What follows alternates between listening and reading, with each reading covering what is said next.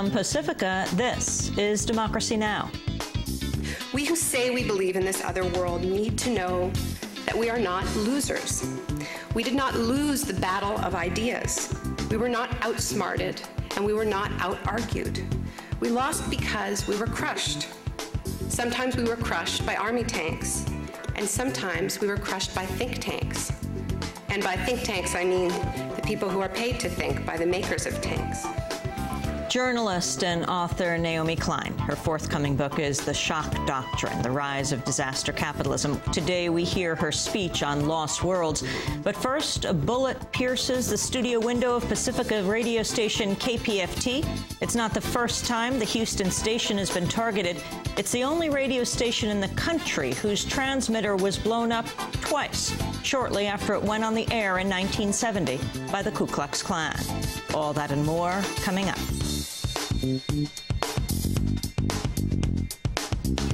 Welcome to Democracy Now!, democracynow.org, the War and Peace Report. I'm Amy Goodman.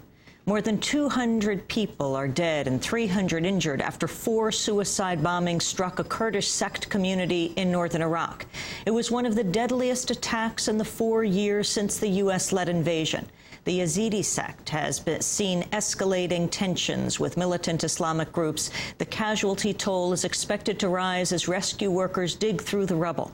Meanwhile, the Pentagon announced the deaths of 9 U.S. troops. 5 died in a helicopter crash. The violence comes as U.S. forces have launched new crackdowns across Iraq. More than 16,000 U.S. and Iraqi troops are taking part in Operation Lightning Hammer around Diyala River. In Baghdad, at least 2 people were killed in a U.S.-led raid on the Shiite neighborhood of Sadr City. The victims were reported to be a father and his 3-year-old daughter asleep in the summer heat on the roof of their home. 9 others were arrested, including the 3 sons of local resident Fala. I used to bake bread and sell it to feed them, and when they grew up, they started working and helping me. We thought that we would be relieved when Saddam fell. We didn't expect him to be replaced with something worse. Only God can beat the Americans. In other Iraq developments, new figures show the number of prisoners inside Iraq continues to rise. According to the Pentagon, there are now more than 23,000 people in U.S.-run jails inside Iraq. That's 5,000 more over 4 months ago and an all-time high since the U.S.-led invasion of March 2003. The Bush administration has announced it will add Iran's Revolutionary Guard to its list of foreign terrorist groups. The move would mark the first time a wing of a foreign government's forces would be added to the list. Administration officials are calling the move a reaction to Iran's alleged involvement in Afghanistan and Iraq. The news comes on the heels of Iranian President Mahmoud Ahmadinejad's visit to Afghanistan Tuesday for a meeting with Afghan President Hamid Karzai. Speaking alongside Karzai in Kabul, Ahmadinejad denied U.S. accusations of armoring Taliban insurgents. Our policy is clear, and as we have already announced, we strongly support the political process in Afghanistan. The security in Afghanistan has a primary impact on Iran because we have the largest joint border. A strong and stable Afghanistan is best for Iran. We want our best friend to be powerful, developed, and stable. Hundreds of thousands of people gathered in Beirut Tuesday to mark the 1-year anniversary of the end of Israel's attack on Lebanon. In a videotaped message, Hezbollah leader Sayed Nasrallah warned Israel against another war and praised what he called Hezbollah's military victory over the invading troops. The resistance revived the Arab nations and renewed hope, trust, and enthusiasm for the people in the Muslim and the Arab world.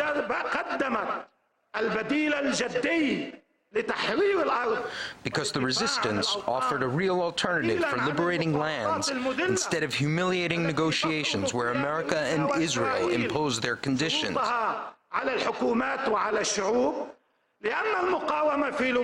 That is why they want to isolate and pressure it.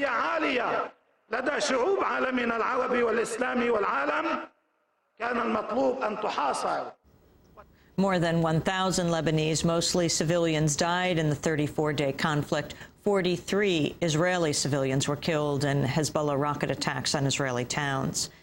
Federal treatment of detained undocumented workers is under new scrutiny following 3 deaths in U.S. immigration jails over the past month.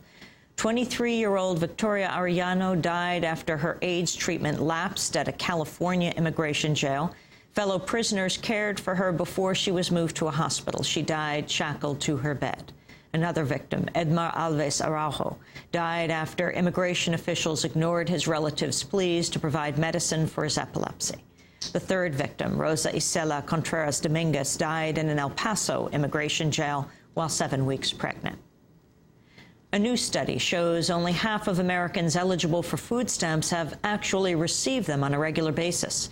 According to the National Priorities Project, more than 49%, 17 million people who are eligible poor, have not gotten entitled food stamps. The former head of the American Psychological Association has been revealed to be a minority partner in a private firm linked to the CIA's controversial detention and interrogation of prisoners overseas. Joseph Dominique Matarazzo has admitted he has a board seat and a 1% ownership in the company Mitchell Jessen and Associates. Mitchell Jessen has been hired for classified interrogation consulting work with the CIA. The disclosure comes just ahead of the APA's national conference this weekend in San Francisco. Dissident members are leading calls to reverse the American Psychological Association's policy of condoning member involvement in the interrogation of U.S. prisoners. We'll bring you a special on that subject on Friday and Monday in San Francisco. In media news, the radio talk show host Don Imus has reached an undisclosed settlement over his firing from CBS. Imus was forced out earlier this year after referring to the Rutgers women's basketball team as, quote, nappy-headed hoes. Imus had threatened to seek more than $120 million for breach of contract. He's been rumored to have actually received some $20 million. Some observers say the settlement could mark a step towards Imus's return to the airwaves. He's said to be in talks with the radio station WABC about resuming his daily broadcast. News of the settlement came as Rutgers women's basketball team member Kia Vaughn filed suit against Imus for slander and libel. Vaughn says Imus's sexist and racist comments damaged her reputation. New documents point to more Bush administration censorship on global warming.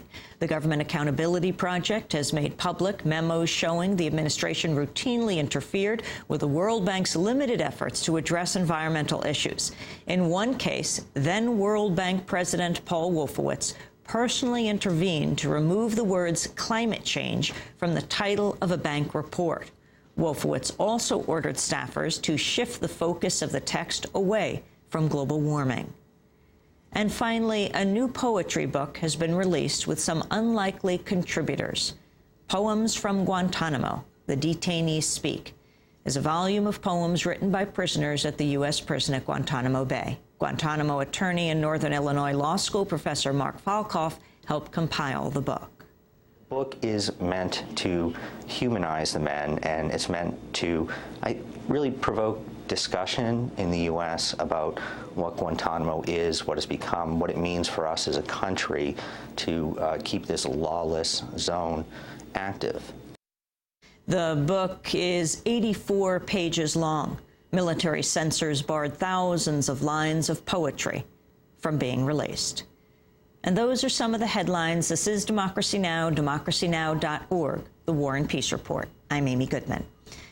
A drive-by shooting targeted Pacifica radio station KPFT in Houston early Monday morning. A single bullet blasted through a plexiglass window into the station studio at 1 a.m. No one was injured in the shooting, but the bullet came within 18 inches of Mary Thomas. She was hosting a Zydeco music program at the time. KPFT station manager Dwayne Bradley said the shooting might have been political. If so, it would not be the first politically motivated attack on KPFT. More than 35 years ago, the Ku Klux Klan blew up the station's transmitters twice within the Houston station's first year of operation. In October of 1970, 5 months after the first bombing, KPFT's transmitter was bombed for a second time, just as the station was broadcasting